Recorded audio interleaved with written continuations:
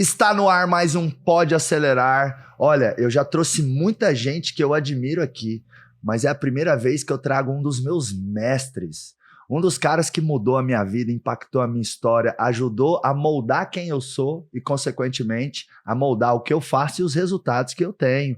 Então, gosto tanto de vocês, empreendedores, empresários, obstinados por resultados, que eu trouxe aqui uma das minhas fontes de sabedoria, de conhecimento. Seja muito bem-vindo ao Pode Acelerar, mestre Massaro Ogata. Ô, Marcos, muito obrigado, muito obrigado. Feliz demais de ter você aqui, uma honra. E eu estou aqui sentindo o maior orgulho também, satisfação, alegria, tudo. Meu coração transbordando aqui. Sensacional. Quanto tempo, né? É isso. Ó, queridos, eu fiz uma formação com o mestre Massaro em 2005, 2006, por aí, né? Foi a segunda turma de... Foi. Grupo 2. O Massaro, ele tem um programa de formação de treinadores, que é o IFT, o Instituto de Formação de Treinadores, super recomendo. E aí eu e meu pai, 2005, 2006, e a gente aprendeu muitas coisas lá de treinamento, de palco, de sermos facilitadores. E você é um grande mestre dos negócios da vida, né, mestre Massaro? Quando você olha assim para tudo que você compartilha, assim, tem alguma grande lição que você gosta assim muito, que faz o seu coração assim, sabe, cantar ou se alegrar? Uma mensagem sobre a vida, assim, que é uma das que você, sabe, mais compartilha, que você pode compartilhar com a galera aqui? Realmente, quando a gente encontra um caminho e esse caminho te realiza, né, traz um propósito grandioso, você sente que não está trabalhando, você está se divertindo, inclusive, né? É um momento de produção de serotonina, beta-endorfina, você trabalha lá, você vê, no IFT eu trabalho 16 horas por dia, né? E se tiver um palestrante convidado, eu não saio da sala, fico ali direto, porque realmente é uma paixão, né? Eu sei que não é possível você fazer só aquilo que você gosta, mas é possível gostar daquilo que você faz. E no meu caso, em particular, eu tenho uma baita de uma paixão pelo desenvolvimento humano. Tá? E esse é um dos segredos, mestre, que você deve dormir no formol, né? Porque a cada ano que passa você vai ficando mais novinho, mais gatinho, mais simpático, essa carinha maravilhosa aí. Porque eu fiz IFT, você já tinha o cabelo branquinho. Já. E agora já tem o quê? Quase 15 anos. Quase 15 anos e tu não mudou, tu tá mais novo, mais bonito, mestre. Eu tenho as fotos do teu casamento com a Lene. Verdade. A gente juntos. Verdade. Eu guardo com carinho isso aí. Bom, você, para mim, é uma referência de sucesso, de empreendedor, de uma pessoa que teve uma visão do negócio e fez acontecer. Então, para mim, isso é referência. Você é minha referência nesse ponto aí. Então, a recíproca é verdadeira, mestre. Rasgando seda. Eu até lembro de uma piadinha que você faz, né? E eu concordo, né? Porque eu admiro esse seu sucesso integral que eu defendo para os empresários, porque você é bem sucedido nos seus negócios, no seu casamento, na sua família, na sua saúde, né? Então, eu te conheci a primeira vez há 15 anos atrás e estou te vendo hoje, você com uma vitalidade, uma vida, né? E muitas pessoas vão deteriorando muito ao longo do tempo, às vezes justamente também faltando isso que você falou, né? Amar aquilo que faz, né? Nem tudo eu vou amar o que faço, mas eu posso, quer dizer, vão ter adversidades que mas pode gostar de resolver isso. Posso gostar daquilo. Isso, dá um gás. E eu falo, então esse é um dos pontos pelos quais você não é o Massaro Ogata, é o Massaro Ogato. O gato. Isso aí foi um erro de concordância do meu pai, né? Massaro Ogata tinha que ter sido Massaro o gato. Mas também agora, velho, não tem que se preocupar com isso. Já foi, né, Massaro? Já era. Agora, você sabe que isso de amar as coisas, eu defendo muito com os empresários, Massaro, porque empreender é muito desafiador, muito dolorido, né? Nossa. Você lidar com pessoas, com fornecedores, com múltiplas cobranças, múltiplos stakeholders. Eu falo assim, o empresário está no meio. Aí em volta dele, olha o tanto de coisa que tem. Olha quanta carga de cobrança e expectativas. O empresário no meio. Aí aqui tem a família, que tem as suas expectativas. Sim. Tem os clientes que têm as suas expectativas. Sim. Tem os funcionários que têm as suas expectativas. Tem o governo que cobra imposto e também tem as suas expectativas, né? Tem, às vezes, os sócios, tem a sociedade. Então, você tem, assim, sabe, vários tipos de públicos, né, que a gente em gestão chama de stakeholders, exercendo pressão sobre o dono, a dona da empresa aqui no meio. Sim. Então, assim, se ele não se apaixonar pelo dia a dia, se ele não amar a empresa, acaba que é mais difícil ter disciplina, você perde mais a cabeça, você acaba se sentindo mais cansado. Sim, tem uma frase minha, mestre, que eu falo assim, quem tem propósito fica menos cansado. Com certeza. Né? Com certeza. Quem tem propósito tem mais disciplina. Quem quer crescimento de verdade acaba suportando mais o sofrimento. E eu acho que isso tem muito a ver com o que você disse, né? A gente se apaixonar, assim, pelas coisas, né? Inclusive, eu costumo afirmar, Marcos, que uma vida sem propósito não é vida. Uma vida sem propósito não é vida. Né? Porque as pessoas, quando elas não têm esse propósito, acaba estagnando, mas é a minha escolha estagnar, tá bom do jeito que eu estou. Ela vai murchar. Né? A estagnação traz a pessoa a se murchar e, com isso, o que acontece? Doenças emocionais. E aí a pessoa desenvolve depressão, ansiedade, enfim, doenças da emoção, porque não tem um propósito. Né? E eu reconheço que, às vezes, na busca de viver o propósito, você tem que pagar o preço, você tem que dar o duro e, às vezes, fazendo o trabalho duro. Não cai no colo, né, Marcos? Não vai cair do colo. Né? Então, o que ajuda a resiliência? Quer dizer, aguentar a pressão. Outra coisa que eu afirmo, Marcos, no dia que na sua empresa, você como dono, você como gestor, não sentir a pressão, alguma coisa está errada. Ou com você ou com a empresa. Porque pressão faz parte do modus operandi. Então, já que isso existe, faz parte do modus operandi, porque qual é o remédio? Resiliência. A inteligência emocional, de eu não me entregar ao estresse, não me deixar viver com um paviozinho curto. E como que eu posso desenvolver isso? A gente fala o japonês, né? O Ikigai, né? Iki, vida, gai, propósito. Né? Então, propósito de vida. O japonês fala razão de viver. Né? Aí o ocidental já trouxe, você joga isso, a missão, depois você coloca isso, a paixão, né? e você desenvolve um talento, e esse talento é comprado pelo mundo, porque o mundo precisa desse seu talento. Então, além da sua realização, você é monetizado. Né? Mas isso, eu acredito, Marcos, que isso seja quase que uma visão ocidental, porque eu conheço casos do Japão, que o Ikigai da pessoa, por exemplo, uma tataravó, o Ikigai dela é segurar a tataraneta no colo. E ela fica feliz, realizada. Quer dizer, a razão de vida dessa senhora centenária é segurar a sua tataraneta no colo. Quer dizer, não tem dinheiro, não tem nada a ver. Né? Mas aqui, de uma forma ocidental, já fala, olha, você tem um propósito, que pode ser a sua razão de ser por uma missão de vida, uma missão de negócio, é uma pizza, né? O que você falou, né? A vida não é uma pizza, um pedaço só da pizza. A pizza tem no mínimo 8 pedaços, né? Então tem isso tudo que você falou, família, tem a sociedade, enfim, tem tudo isso, né? Não é uma coisa só. Então não é só o dinheiro. O dinheiro é uma consequência do merecimento daquilo que você entrega. Agora, quando a gente coloca Ikigai, mesmo com essa pressão, você acaba entregando mais do que o próprio universo espera de você. Você está mais disposto, você sente a emoção de estar vivo, caramba. E isso é sensacional. Não, e você se sentir conectado com o seu propósito ajuda a gente a ter mais resiliência, né? Se a gente for pegar lá o conceito, né, de resiliência, é um termo que vem da física, isso. Onde se a gente convocasse um físico aqui para conversar com ele, ele falaria assim, resiliência é a capacidade de uma molécula voltar ao seu estado natural após receber um impacto, né? E a gente recebe impacto o tempo todo no dia a dia, e a molécula que volta ao estado natural tem que ser nós.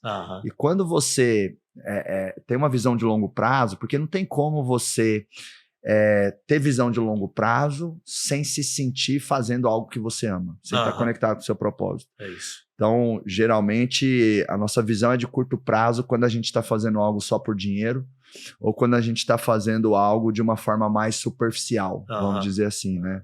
E quando você tem uma visão de longo prazo, você encara a jornada mais de peito aberto, entende às vezes que dificuldades, rasteiras, problemas, na verdade são degraus para você ir subindo e um dia chegar lá no seu topo. Inclusive, um dos fundamentos do Ikigai, nessa parte de empresarial, eles falam assim, olha, ninguém atinge o topo da escada em um passo só. Comece devagar. O que é começar devagar? Pelo primeiro degrau. Aí depois você vai para o segundo, terceiro. Naturalmente, se você tem um objetivo de vida, né, você vai chegar no topo da escada. Mas não é num pulo só. Mas degrau a degrau. Inclusive, o japonês fala, comece devagar, não tenha pressa. Aí já o africano diz, se você quer ir rápido, vai sozinho. Mas se você quer ir mais longe, vai com as pessoas que você confia, vai com as pessoas que você gosta, até se for uma empresa familiar, vá com as pessoas que você ama, que tem essas pessoas perto de você, sentindo isso tudo. Não é uma coisa só do critério analógico, critério do racional matemático, né? Mas também desse sentimento de fazer juntos, né? Eu acho isso algo espetacular também. Em relação a empresas familiares que você trouxe, né, mestre? A sua empresa familiar, né? Sim. Sua filha trabalha com você. Eu trabalhei aí quase 15 anos com meu pai, empreendendo o IBC lá junto com ele. E hoje a minha esposa é minha sócia, né? Nossa diretora de operações, assim. É um dos pilares, assim, do Grupo Acelerador. Às vezes, como eu apareço mais, acabo que eu sou a cara da nossa marca, às vezes o pessoal olha, né? O que o Marcos está fazendo? Não sou eu, é o que o Marcos e a Aline, junto com a equipe, está fazendo, né? Eu falo, a empresa não é minha, a empresa é nossa. E tem 2 pilares estratégicos muito fortes na empresa, que é eu e a Aline, toda a nossa liderança e todo o nosso time, né? Inclusive, você que tem empresa, eu quero te dar uma recomendação. Para de dizer minha empresa dentro da sua empresa. Comece a dizer mais nossa empresa. Isso ajuda a criar esse sentimento de dono em todo mundo. Porque se você fica lá esbravejando, gritando, berrando ou falando o tempo todo, aqui na minha empresa não é assim, aqui na minha empresa eu não aceito isso.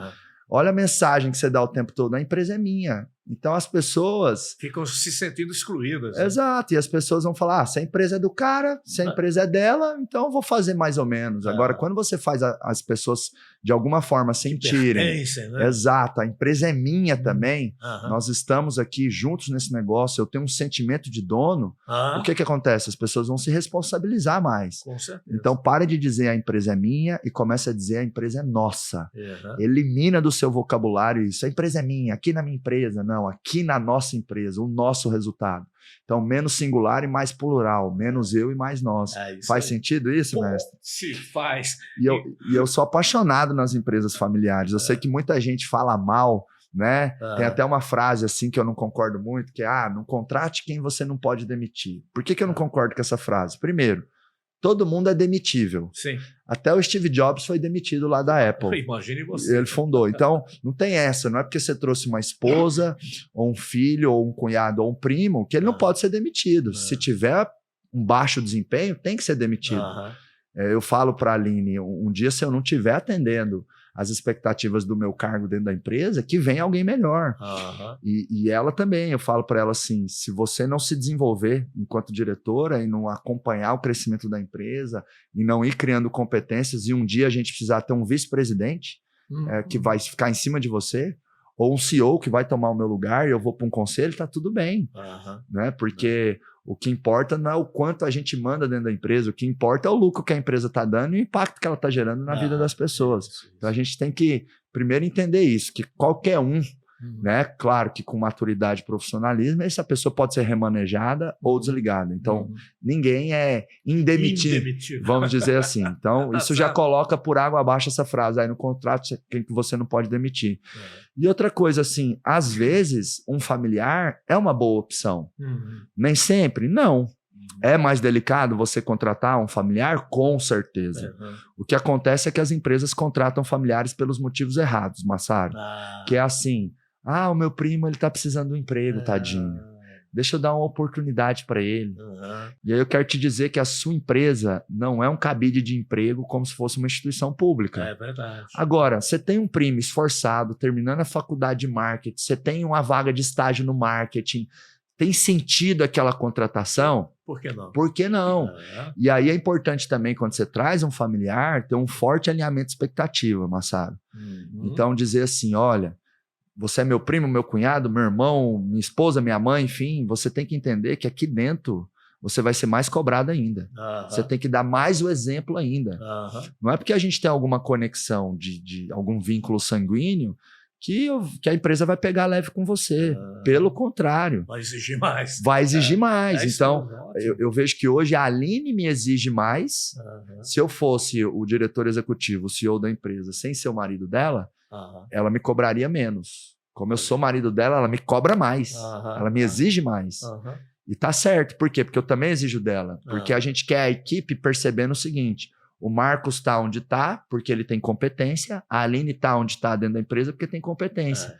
Não é porque o Marcos fundou a empresa, mas ele é um babaca como presidente da empresa. Ele não tem competência para ser o presidente da empresa. Assim como a Aline não é a diretora de operações do acelerador, ela é o que é, não é porque ela é esposa do Marcos, não, ela é extremamente competente. Tá certo, né?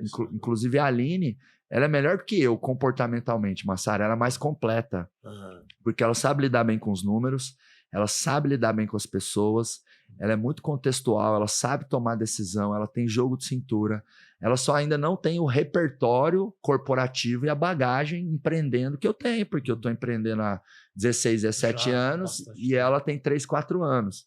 Mas eu falo para ela, você tem que tomar o meu cargo. Aí ela fala, eu não sei se eu quero porque eu vou querer focar em ser mãe. Então eu fico, sabe, meu sonho é ela tomar minha cadeira, porque a parte técnica é mais fácil aprender. Né? E ela, cresceu muito. E no comportamental ela é muito completa, Massaro. Que bom isso. Eu, às vezes, ainda eu escorrego. O tom da comunicação, às vezes, vai um pouquinho além do que deveria. Às vezes, o meu humor oscila. Às vezes, me falta um tato. Às vezes, eu tenho dificuldade de ouvir. Né? Nada muito crítico, porque eu já fiz uma cirurgia em mim mesmo, né? Depois de Massarogata, Saravá, coaching, terapia e um monte de plantas e rezas da minha avó e tal, enfim, né?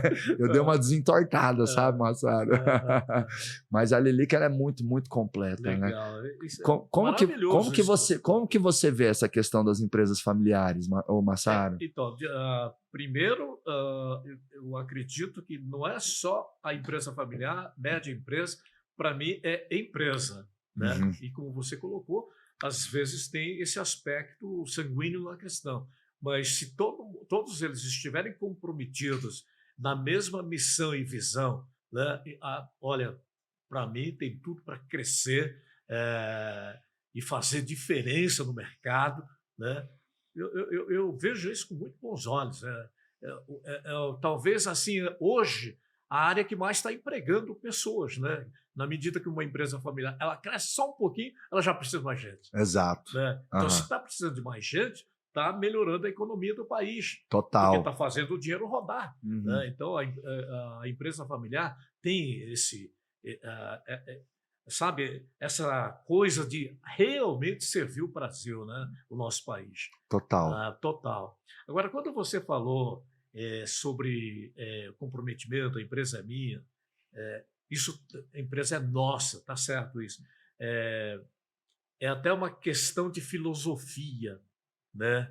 Porque eu me lembro, você sabe que eu vim de uma empresa multinacional, né? Johnson & Johnson, fiz toda uma carreira, né?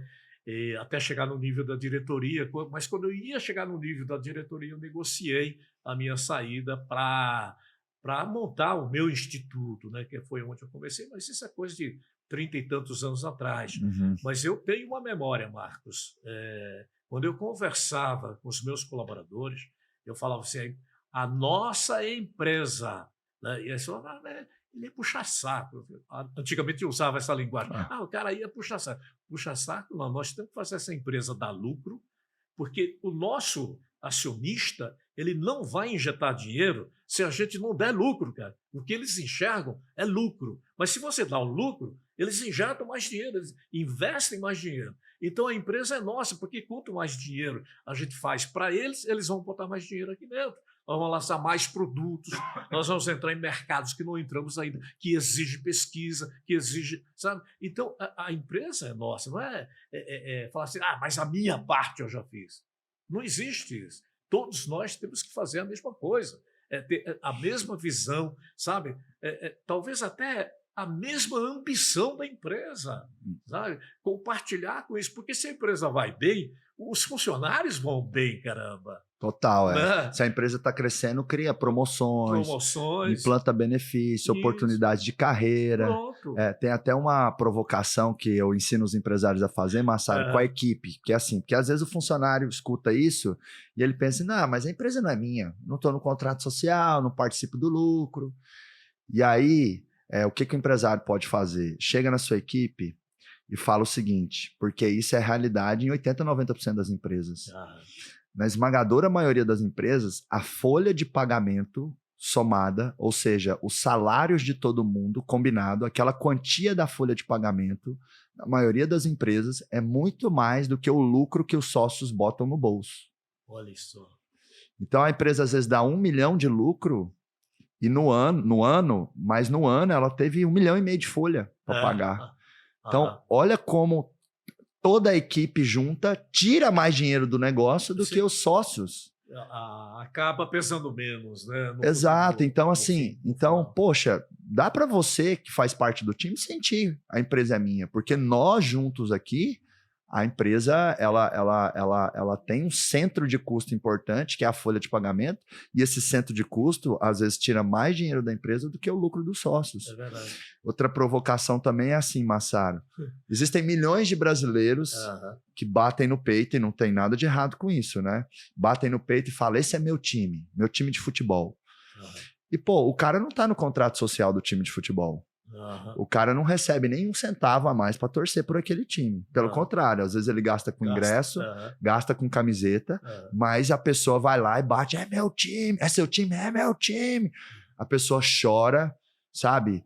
Fica feliz, tá junto na vitória e na derrota. Peraí, como que milhões de pessoas podem ter sentimentos de dono com o time e não pode ter sentimento de dono com a empresa que bota comida na mesa de todo mundo, que cria oportunidade de carreira? Não faz sentido, né? Então, criar no time esse sentimento de pertencimento e dono, eu diria que é muito importante e deveria ter na cultura de todas as empresas. Agora, mestre, deixa eu te perguntar sobre liderança. Muitas lições de liderança que eu comecei a usar na minha vida e até compartilho hoje, eu aprendi com você. A gente trabalhou, né? Nas empresas fizemos treinamentos juntos. Verdade, a gente desenhou treinamento para Magazine Luiza. Magazine Luiza, todo mundo, né? Exatamente, muitos treinamentos. Que honra. O que você tem a dizer sobre liderança? O que é liderança para você, mestre Massaro? Tem um pressuposto que eu acho tão simplista, mas ao mesmo tempo tão profundo. O líder deve prover ao seu colaborador o que ele não se prover. Então, por exemplo, se ele não sabe, você contratou o cara, né, o novo colaborador, ele não sabe fazer. Então, o que o gestor deve prover a ele? Direção. Tem que ser até unidirecional, né? O que fazer, como fazer, com quem fazer, quando fazer, enfim, e com quem que você vai falar, etc. Tem que ser direcional. Né? Mas porque o colaborador está super disposto, ele estava desempregado, ou ele veio para uma empresa melhor, então está super empolgado, mas está incompetente. Então, o que o gestor deve prover a esse novo colaborador é uma ação diretiva, unidirecional no começo. Né? Agora, e aquele cara que é competente, mas o desempenho dele está assim, ó, né, motivação oscila. Oscilante. O que esse cara precisa? Motivação. Mas motivação para quê? Para fazer com que ele faça o que ele sabe fazer. Ele não está fazendo o que ele sabe fazer, ele tem competência, mas não está aplicando isso. Né? Então, é aquela história de cérebro esquerdo e cérebro direito. Né? O esquerdo é a competência, o direito é a motivação, é o empenho, a autoconfiança. Né? Então, se essa pessoa está desmotivada, a intervenção deve ser no sentido de prover motivação. Como é que eu posso motivar um cara que tem uma alta competência, mas um desempenho, o empenho está variável? Bota lá um desafio novo, enfim, ou então conversa, elogia esse cara ou esse colaborador dos feitos de desempenho superior que ele já demonstrou. O que está pegando? Enfim, aquela conversa mais de relacionamento, né? Então o líder provê a ele exatamente, ele ou ela, que está precisando naquele momento, né? Ele não precisa de direção, você tem que fazer isso, tem que fazer aquilo, ele já sabe, porque ele está precisando de ouvir. Ele está precisando de ser reconhecido, ele está precisando de um novo desafio, talvez. Né? Ou pode fazer até um job rotation na empresa, tem algo melhor, maior, sei lá, um desafio maior para você. Não é necessariamente uma promoção, mas é um desafio maior. Né? Aí bota o cara novamente num patamar de empenho superior para atingir o desempenho superior. Né? E Marcos, eu trabalho com isso aí já há mais de 35 anos com o Kenneth Blanchard, né, liderança situacional. E uma coisa eu aprendi, isso eu aprendi, nada é tão desigual quanto tratar de forma igual colaboradores diferentes. Não vai falar, todo mundo aqui vai fazer... Não. Cada um é cada um tem suas necessidades, suas demandas. Não pode ser uma coisa, mas esse é meu estilo. Não existe isso. Não existe isso. O que existe é demanda de necessidade do colaborador, não é do líder, não é do gestor. Né? O gestor vai conseguir atingir um desempenho superior da sua empresa ou do seu departamento a partir do momento que ele tem uma equipe campeã de desempenho. E como é que eu faço isso? Pega o cara no começo, direciona, apoia, supervisiona, depois vai chegar no nível de conversar, elogiar. Aí o colaborador vai chegar num nível tanto de competência quanto de empenho, você pode delegar responsabilidade, funções adicionais à moda dele. Né? Mas isso não é delargar, isso é delegar, porque o cara pode, faz e acontece. Então, a liderança tem essa coisa da flexibilidade comportamental do líder, não do colaborador. Né? Agora, a flexibilidade fica maior ainda quando eu começo a tratar o meu colaborador de diferentes formas e com tarefas diferentes. Né? Então, às vezes, um determinado tipo de tarefa, ele não sabe. O que eu faço? Dou direção nessa tarefa, mas nessa aqui ele está super competente, está empenhado, sabe fazer tudo, faz tudo. O que eu faço? Isso aqui eu delego. Então, haja flexibilidade da liderança. Olha, não pode, é um pecado o gestor, né, bater no peito e falar, esse é meu jeito, eu sou assim, esse é o meu estilão. Né? Obedece quem pode, né? Obedece quem tem juízo, bom cabrito não berra. Não é assim. Isso chega a ser ridículo nos tempos de hoje, né? Manda quem pode, obedece quem tem juízo. Não... Bom cabrito não berra. Vamos fazer um cabritinho junto aí, vai. Não, o pior é que isso acaba fazendo uma coisa medíocre. Não pode. Medíocre, excelente. Ó, você é dono ou dona de empresa, isso aí tá no século passado, isso é quase feudalismo, né? Obedece quem pode, manda quem pode, obedece quem tem juízo. A liderança não pode ser coercitiva. Jamais. Isso não significa que, assim, você vai estar o tempo todo dando tapinha nas costas, pegando no colo. Eu falo que liderar e gerir envolve cobrar também, né, mestre? Sim, direcionar, cobrar, mostrar. Você tem que alternar o feedback positivo com o feedback corretivo. Mas via de regra, principalmente os donos de empresa, Massaro, eles acabam ficando muito no negativo, no coercitivo. Eles querem, eles acham que às vezes assim, liderança é crachá, é função, liderança é pagar a folha. Eu pago a folha, eu sou líder aqui. Não. Às vezes você paga a folha na sua empresa, mas você está sendo percebido como um babaca. Né? Porque uma comunicação tóxica, porque tem que cobrar? Tem, mas respeito não tem hierarquia. Não é porque você está em cima que você não tem que respeitar quem está embaixo. Respeito não tem hierarquia. Respeito é do meio para baixo, do meio para cima. Respeito é 360 graus dentro da empresa. Os gestores têm que se respeitar. Agora, lindo isso que você trouxe, né? O papel do líder é prover o que o colaborador sozinho é incapaz de prover para ele mesmo. Né? Até porque se a gente, enquanto líder e gestor, não for capaz de dar para o outro o que ele não tem, a gente é inútil. Concorda? Né? Aí ele vai... para que o líder e o gestor, né? É isso mesmo. Então, eu acredito muito nisso, que a liderança é muito centrada no time. E eu também falo assim, Massaro, lideramos negócios, lideramos equipes, mas a liderança é muito individual. Muito no 1 a 1. Ok, eu tenho reunião com o time, eu tenho os indicadores da área, da empresa, mas quem responde para mim, eu tenho que ter os one-on-ones, né, Massaro? Eu tenho que saber a maturidade de cada um, o jeito de cada um. Você concorda com isso? Concordo plenamente. Olha, Marcos, é assim, de vez em quando, né, ou diuturnamente, sei lá, depende do que está acontecendo, circunstancialmente, né? O gestor ele tem que intervir, tem que fazer uma intervenção. Mas em que momento que ele intervém? Então, você coloca isso na mão, assim. Tá? Então, primeiro você fecha aqui. Tá mantendo? Porra, vamos nessa. Né? Mas dá para subir? Então, vamos incentivar uma motivação maior. Tá? Então, vamos botar para cima. Aqui está mantendo, está ótimo.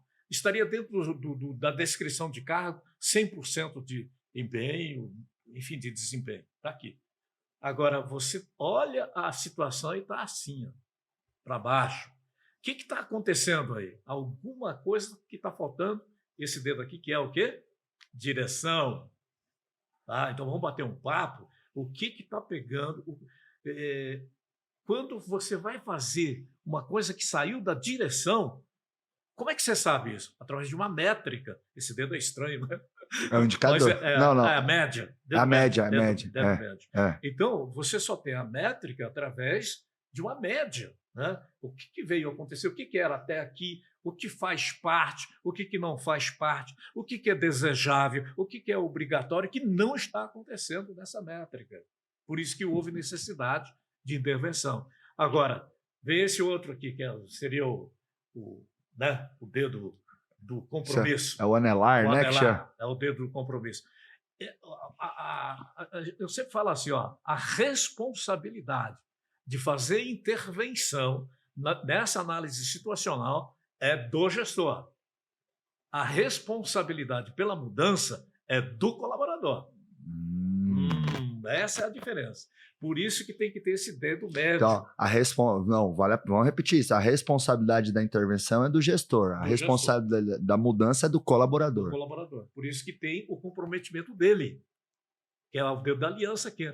Tá? Agora, ele vai ter todo o tempo do mundo. Você acha que as empresas têm todo o tempo do mundo para mudar uma situação? Neca. Qual é o prazo? Olha o dedo. Mínimo. Ontem, hoje, amanhã, daqui 24 horas, não é amanhã, ano que vem, não. Então está aqui, como é que está? Análise situacional. Está aqui, para cima, para baixo. Se está para baixo, intervém. Ok, direção, métrica, comprometimento, prazo mínimo, ponto. Sensacional, hein, mestre? E se a gente for ver, é desafiador o dia a dia de liderar, mas é simples, os fundamentos são simples, né? Não é fácil, mas é simples. Isso, exatamente. É isso mesmo. Uma coisa que eu compartilho com os líderes, para eles compartilharem com as suas equipes, é assim, né? As pessoas têm o direito de errar, mas elas têm o dever de aprender. Sim. Então, você enquanto gestor, é seu papel apontar e sinalizar, isso aqui é um erro, isso aqui é uma falha, isso aqui pode melhorar. Né? E a pessoa tem o direito de que aconteça alguns erros e falhas. Agora ela tem o dever de aprender. Aí entra a tal da inteligência emocional. Tem colaborador que fala, peraí, eu errei, errar é humano. Você já ouviu isso aí? O cara fala, como que se o gestor tivesse que ser condescendente, que errar é humano, então, né, continua errando, que é isso? Então, bota uma situação para esse colaborador. Ele vai sofrer uma cirurgia, já está na maca, está indo para o centro cirúrgico, lá em cima está escrito assim, errar é humano. Ele não vai gostar. Tabaca e, ó, para com essa história de falar que errar é humano. Cara, essa é muito boa pro repertório de argumentação do líder. Mestre, eu falo assim que liderança e venda são muito parecidos. Só muda o público. Quando eu estou vendendo para o cliente externo, para o consumidor, comprar meu produto, trazer receita para o negócio. E quando eu estou liderando, eu estou vendendo para o meu cliente interno, meu colaborador, para ele trazer comprometimento e produtividade para o dia a dia. E às vezes, os empreendedores, gestores, eles encontram objeções que são resistências do time. Falas como essa que você trouxe. Errar é humano. Pô, mas a meta tá puxada. Mas eu não concordo que eu fui tão mal assim. Mas eu não fiz porque o fulano, porque o Beltrano, porque o departamento tal não me entregou aquela informação. É impressionante o nível de desculpite, né? Isso aí. Então, tem muita desculpite e eu chamo isso das objeções do cliente interno. Sim. Então, quando o cliente externo traz objeção para comprar o produto, por exemplo, tá caro, teu concorrente é melhor, não sei se eu quero agora, não sei se eu confio no seu produto.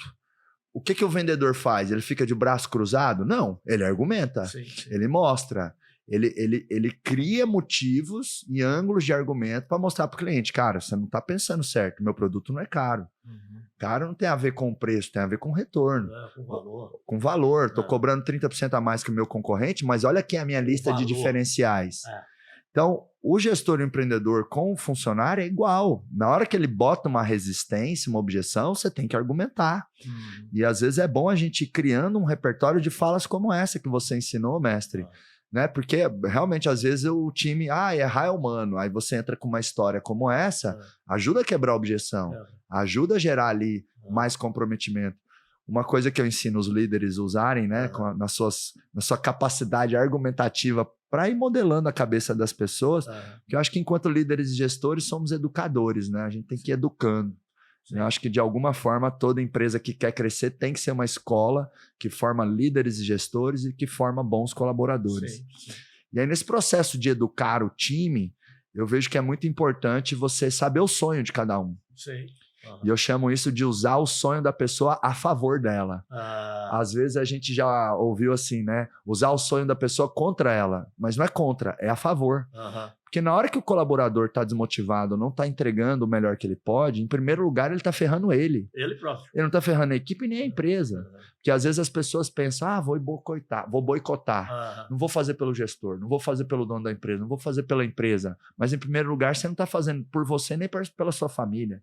Então, quando você sabe o sonho da pessoa e ela traz essas objeções, essas terceirizações de responsabilidade, essas resistências no feedback, você pega e fala assim, você me falou que quer pagar a faculdade de medicina para o seu filho. Ou você me falou que quer ter uma vida onde você vai para os Estados Unidos ou para fora do país uma vez por ano. Ou você me falou que quer comprar a casa própria, ou quer ajudar a sua mãe a reformar lá a casinha dela. E com essa postura que você está tendo, eu acho que você não está indo na direção do seu sonho. Então, usa o sonho das pessoas a favor delas. Sim. Lembra elas dos sonhos que elas têm, porque isso ajuda a levar o comprometimento, a abertura para ouvir feedback, porque nada motiva mais um ser humano do que os próprios sonhos deles. Com certeza. Então, a empresa tem que entender que sim, tem a visão da empresa, todo mundo tem que batalhar por essa visão, estamos no mesmo barco, temos as nossas metas, mas eu, enquanto empresa, eu preciso fazer o meu time enxergar que o trabalho, a empresa e a carreira aqui dentro da empresa é uma ponte para realizar os sonhos deles. Sim. Porque senão perde o sentido, concorda? Senão as pessoas podem pensar assim, caramba, eu estou trabalhando pelo sonho do outro. Não, pelo seu próprio sonho. Uma coisa também que eu até sou assim, duro, Massaro, quando eu não escuto mais isso na minha empresa, não faz mais parte da linguagem do nosso dia a dia. Mas quando eu escutava assim, Marcos, é muito bom trabalhar para você. Eu corrijo a pessoa, eu falo, de jeito nenhum, você não trabalha para mim. Trabalho, você assina a minha carteira, Deus me livre, não quero ninguém trabalhando para mim. Você trabalha para você. Você alugou o seu tempo, você colocou as suas competências à disposição da empresa e você recebe uma remuneração por isso. Por isso, sim. Mas eu quero que você trabalhe para você e por você, não é para mim. Porque a partir do momento que você pensa, eu trabalho para o Marcos, eu trabalho para o Massaro, eu trabalho para a empresa tal, olha como fica confortável. Se está dando ruim, eu trabalho para o outro. Se está difícil, eu trabalho para o outro. Não, começa a trabalhar por você e para você. Porque quando você quer buscar os seus sonhos, você vai dar o melhor pela empresa, né? Esse trabalho de conscientização, o líder tem que fazer muito. E eu digo que é um trabalho de formiguinha no dia a dia, né, Massaro? Porque pessoas têm ali o seu desafio, né? Você tem algum segredo, assim, alguma fórmula mágica para a pessoa parar de ser cabeça dura?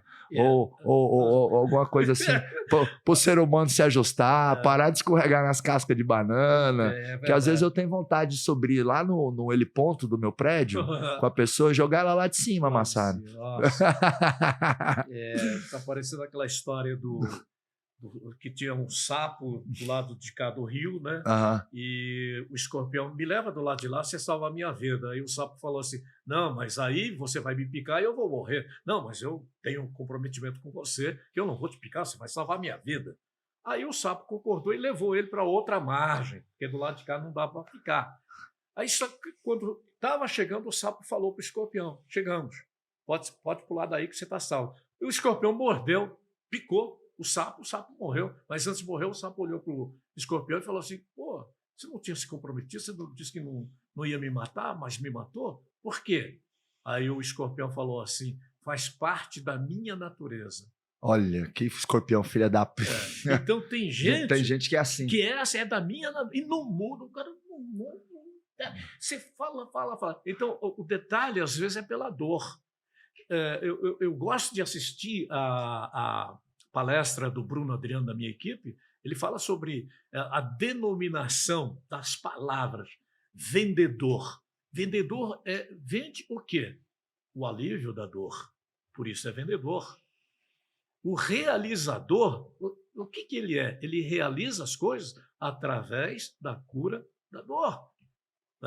Ele é o empreendedor. Ele consegue o sucesso na medida que ele vence essa dor. Quais são as dores? Todos os empresários, qualquer pessoa, cada gestor faz essa dor. Qual é a sua maior dor no seu propósito, na sua missão de vida? Eu quero mais te falar. E você vai ver que vai cair lá em vendedor, realizador, sabe, empreendedor, um monte de coisas que ele não conseguiu ainda, porque tem dores. Tem dores. O vendedor ele não é um excelente vendedor porque ele não conhece a dor do cliente. Qual é a dor do cliente? Necessidades. E são duas necessidades. É a necessidade implícita, que é aquela que eu não sei, o cliente às vezes não sabe, e a necessidade explícita, que é aquela que o cliente fala para você. Você faz a pergunta, ele te responde. É isso, tá? Mas qual é a dor? É isso aqui, eu não consigo ter lucro. Então você precisa disso. Agora, a implícita, você não consegue. Tem que ter muita empatia, tem que ter muito, sabe, essa coisa do apoio psicológico, emocional. Pelo que você está me falando, se eu estivesse no seu lugar, eu estaria tão preocupado, ou mais que você, nessa situação que você me falou. É uma dor. Vamos resolver essa dor? Então, quando a gente sabe da dor do outro, você vende, que é vendedor. Você realiza, que é realizador. Você empreende, porque é um empreendedor. Você negocia, porque você é um negociador. Percebe isso? Então, as pessoas, nos treinamentos de vendas, têm que ter uma coisa que é um pecado capital que eu considero.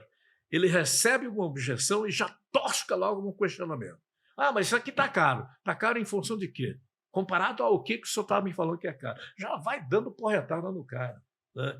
E se ele mudasse isso, assim, olha, num processo de negociação de compra ou aquisição, claro que é muito importante o aspecto financeiro envolvido. Nossa, ele está me compreendendo. Esse vendedor aí é empático, mas eu não falei nada. Agora, vamos considerar o seguinte, nós estamos falando de valor e de custo. Não é? Aí eu uso o argumento do apoio. Eu não questionei o cara. Eu não questiono. Está caro por quê? Está comparando com o quê? A partir de que premissa que você acha que o meu produto é caro? O cara parece que quer confrontar um cliente potencial. Então falta aquela coisa da inteligência emocional, que é a empatia. O cliente é ciclotímico. Hoje ele está legal, ele te recebe. Marcão, tudo bem, vamos tomar um café, que bom. Então, outro dia vai falar, o que é? Hoje eu não estou a fim de comprar, não. Então, entender que o cliente o empresário é ciclotímico, todos nós somos ciclotímicos, né? A mulher tem uma semana que o nível ciclotímico dela é explosivo, né? Aquela semana dela, né? Mas tem homem... Eu tô acostumado a apanhar já em casa. Mas tem homem que fica um mês inteiro ciclotímico, pô. Sabe? Tudo é ruim, tudo é negativo, tudo é não sei o quê. Qual é a dor desse cara? O que está pegando? Qual é a dor? Para eu entender qual é a dor, eu tenho que usar esse ponto da inteligência emocional, que é a empatia. Uhum. E a empatia não é fácil. Você se colocar no lugar do cara, você apoiar a colocação sem concordar. Eu não concordo. Eu acho que é caro. Você tem toda razão. É caro mesmo. Aí você está concordando. Não é concordar. É apoiar a colocação. Puxa, é importante isso. Você acolher. Isso, essa é uma palavra boa. E faz todo sentido até levar isso para a relação do gestor com o colaborador, né, Massaro? Sim. Porque às vezes o gestor, o líder, perde muita paciência que o colaborador trouxe uma objeção, um argumento, e ele já quer e dá porrada e quer responder. E às vezes fazer esse acolhimento inicialmente, você desarma. Né? A empatia desarma. Se todos nós, em qualquer esfera da vida, se a gente usasse a inteligência emocional da empatia, muitas brigas, muitos desentendimentos não aconteceriam. Tem gente que você falou isso porque você pensou isso. Eu não falei nada. Já parte para quebrada, né? Já supõe o que o outro pensou sem o outro. Então, é incrível isso, né?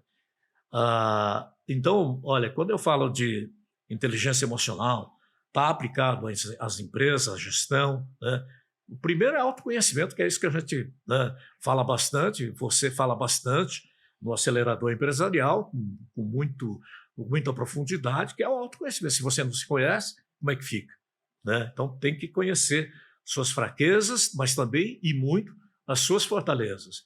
Falamos de resiliência hoje, que é a pressão nas empresas, que é natural. Estou falando agora de empatia, mas tem uma outra coisa também é muito importante, que é o otimismo pela vida, sabe? Então, como é que eu aplico otimismo na minha empresa, por exemplo? Cada colaborador meu, ao invés de ficar colocando uma meta e cobrando essa meta, tarará, eu coloco uma expectativa superior, sabe? Como se fosse uma profecia autorrealizável superior. Eu estou te colocando esta meta 20% a mais do que foi negociado antes, porque eu confio em você, porque eu sei que você vai conseguir, sabe? É a teoria assim realmente você colocar uma expectativa positiva superior, né?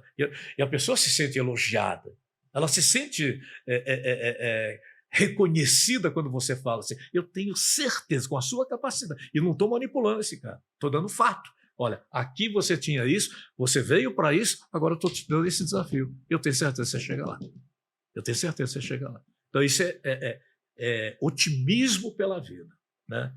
E o último, e não menos importante, é a habilidade no trato social. Os empresários deveriam estudar cada vez mais essa coisa da inteligência emocional nesse quesito. Habilidade no trato social.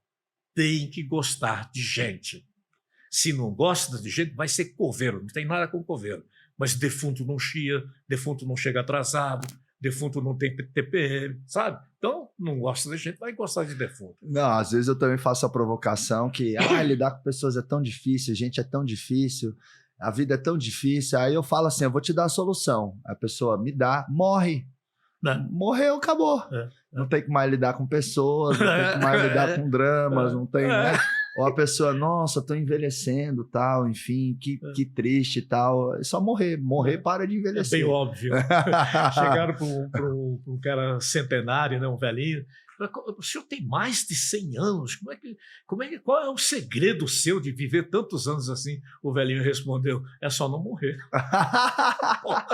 É óbvio, né?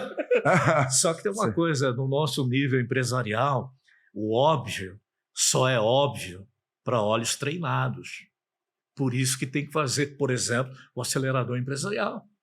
Porque tem gente que vai falar, mas isso é óbvio. É óbvio a partir do momento que o olho dele foi treinado para aquela, sabe, aquele pontinho, sabe, aquela coisinha que é a batida no martelo, no ponto certo.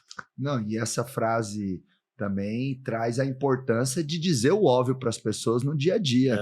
Porque às vezes a equipe está crescendo, o dono, a dona da empresa está entregando funções operacionais na mão de outras pessoas e na cabeça dele é tudo óbvio, porque ele está há 2, 3, 5, 10 anos executando aquilo e ele é excelente naquilo, então ele bota uma pessoa para fazer, a pessoa faz um monte de coisa torta, errada, ou não vai aprendendo porque ele vai falando, não, mas é óbvio que tem que fazer assim. Óbvio para olhos treinados. Óbvio para quem, né? Uma vez eu e a Aline, a gente estava atravessando da França para a Itália.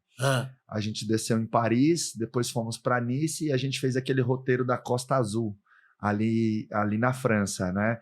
Que é Nice, Mônaco, Saint-Tropez, várias cidadezinhas gostosas ali, e a gente decidiu ir em Portofino, na Itália.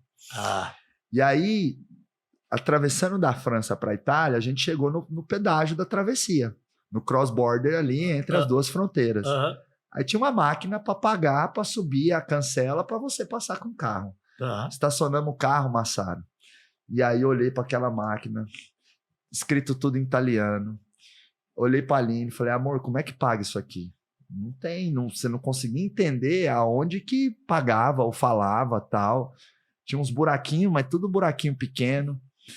E aí a gente olhou para um buraquinho e falou assim, será que é esse buraquinho? Aí os dois, não, esse buraco é o buraco que sai o recibo. Olha o jeito desse buraco. Porque o buraco era exatamente o buraco das máquinas que a gente paga estacionamento aqui no Brasil, que sai recibo. Como na nossa cabeça, no nosso referencial, aquele é o buraco para sair o papelzinho, não para pôr o cartão, a gente nunca ia pensar que é aqui que bota o cartão. Aí apertei lá no botão que é o interfone. E aí começou a falar a pessoa comigo em italiano. Parla italiano, eu know English, please. Do you speak English? E a gente tentando falar e um ficando nervoso com o outro. E sem brincadeira, uns 20 minutos naquela canção. E não resolve. Aí peguei, abri minha carteira, falei assim, amor, será que é esse buraquinho aqui? Estamos só com um cartão de crédito. E se não for, se esse negócio não devolver o cartão? Aí um olhou pro outro e tal, como a gente é empreendedor, vamos arriscar. Enfiamos, né? Com aquele negócio que faz um 2 na mão, né, Marcelo? Enfiamos no buraquinho ali, né? Metade de nós confiando e metade encagaçado, que o cartão ia ficar lá dentro. Enfiamos o cartão, Massaro. Passou 3 segundos, a máquina cuspiu o cartão de volta, subiu a cancela, falou italiano, arrivederci, e só passar, aí a gente se olhou, né, e falou assim, caraca, olha que fácil. Aí depois a gente falou, fácil agora que a gente aprendeu. Né? Para olhos treinados. Exatamente. Pô, aí a gente falou, caramba, é óbvio que era lá no buraquinho. Pô, é óbvio agora que a gente descobriu o óbvio. Exato. E o que acontece no cérebro das pessoas é isso, eles têm referenciais de outros locais onde eles trabalharam, que o buraco era para sair recibo, o buraco não é para pôr o cartão. Então, às vezes a pessoa tá errando, apanhando na função, ou numa tarefa, ou numa demanda, ou num projeto, não é por mal, não é corpo mole, não é porque ela é burra, é porque faltou dizer o óbvio. É isso mesmo. Eu chamo de ter uma comunicação mais completa, mais específica. Você está mostrando ali para o colaborador exatamente o que tem que fazer, como deve fazer. Principalmente quando o colaborador chega na empresa. Exatamente. Que ele é diretivo mesmo. Exatamente, porque ele ainda é como se fosse um bebê, né? Não sabe se virar ali sozinho, né? Não mesmo. Mestre, eu lembro que você tem muitas histórias que são lições para a vida. Conta uma história para a gente que é uma lição para as nossas vidas. Então, eu tenho várias histórias, né? Mas uma que é nova, assim, no sentido de eu usá-la lá no IFT, logo na abertura, sobre a mãe águia está lá com seus filhotes, lá em cima, né, num lugar bem alto, onde ela botou seus ovos e as águias nasceram.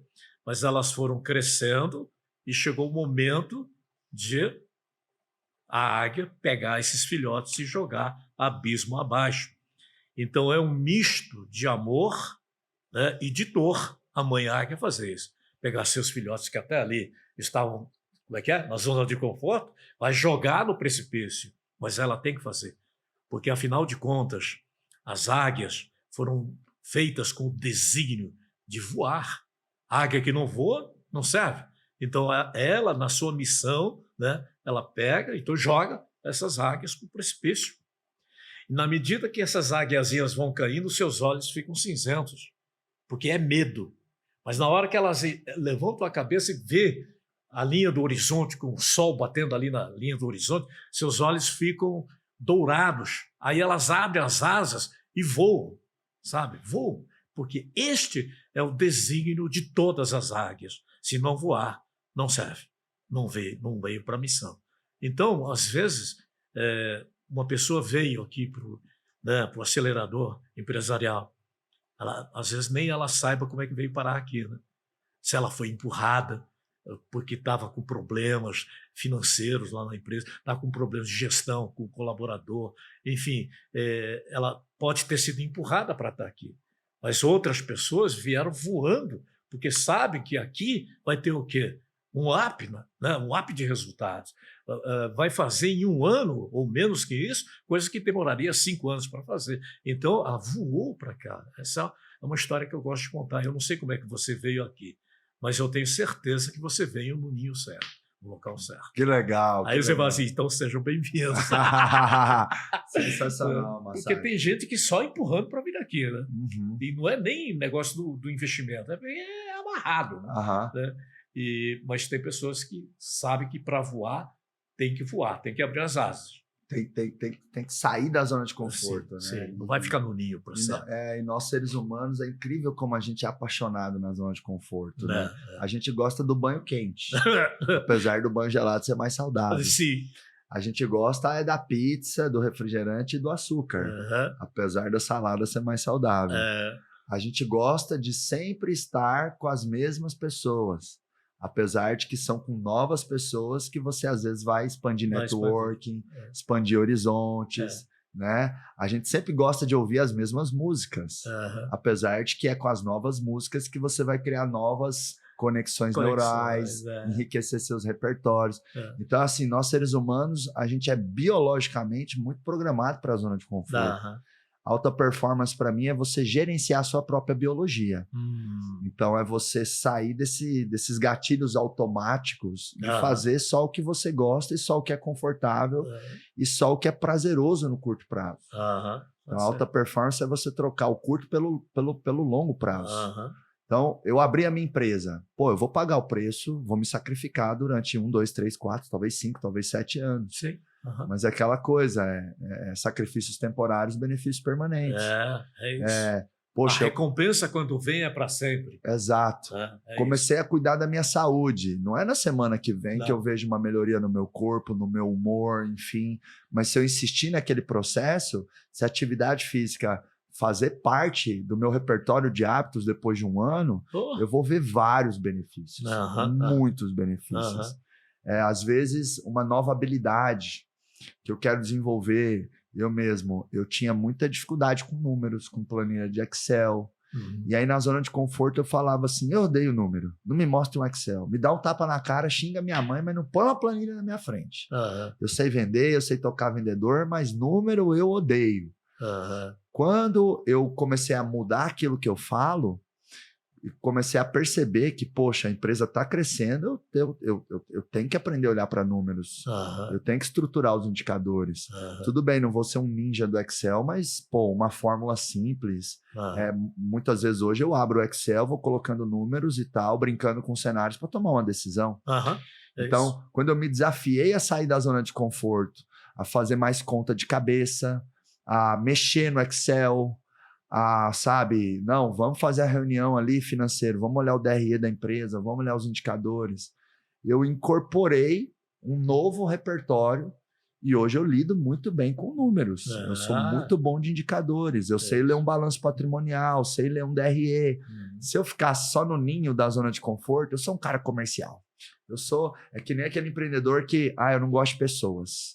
Eu gosto de executar aqui tecnicamente o serviço, o trabalho da empresa, mas eu não gosto de pessoas.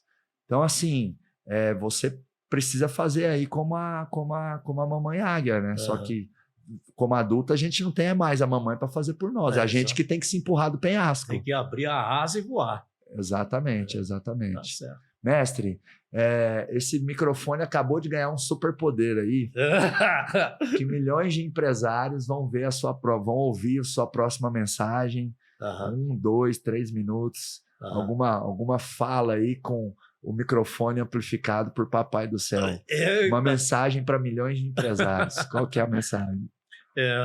Quando a gente fala sobre transformar pedras, né, em diamantes, isso só é possível a partir do momento que, às vezes até com humildade, a gente se abaixe para pegar pedras e colocar na sacola e carregar essas pedras até o topo da montanha, que às vezes esse topo da montanha é o objetivo da nossa vida, é o local onde a gente chega para se sentir feliz, realizado, mas ao mesmo tempo de ter feito um caminho para poder gerar uma contribuição, né? Então, cada pedra dessa que se transforma em diamante foi porque você carregou essas pedras na sua sacola.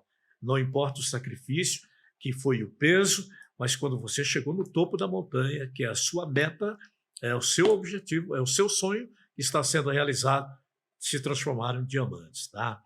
Então, eu acredito que o propósito de vida que nós devemos sempre buscar, às vezes tem um preço a pagar, né? Como o Marcos disse aqui, o sacrifício é temporário, mas a recompensa, quando ela vem, ela é para sempre, né? Permanente. Então, o sacrifício de carregar pedras, às vezes, é temporário, mas a recompensa é quando essas pedras se transformam em diamantes, né? E ter realmente um propósito de vida, o qual você se insere nesse propósito como uma missão e, ao mesmo tempo, sente paixão por isso, você está entregando ao universo muito mais do que a própria expectativa do universo esperava de você. Seja muito feliz. É isso. E eu já percebi que quando a gente entrega muito para o universo, de alguma forma o universo conspira ao nosso favor, né, Massaro? Com certeza. Nós temos um ritual final aqui para fechar o Pode Acelerar, Massaro, que é assim, ó, eu falo aqui nesse microfone, pode, e você aí acelerar, tá bom? Tá bom. Mas com energia. A energia do samurai. Do samurai. Preparado? Então vamos lá. Eu pode, você acelerar. 3, 2, 1, pode! Acelerar!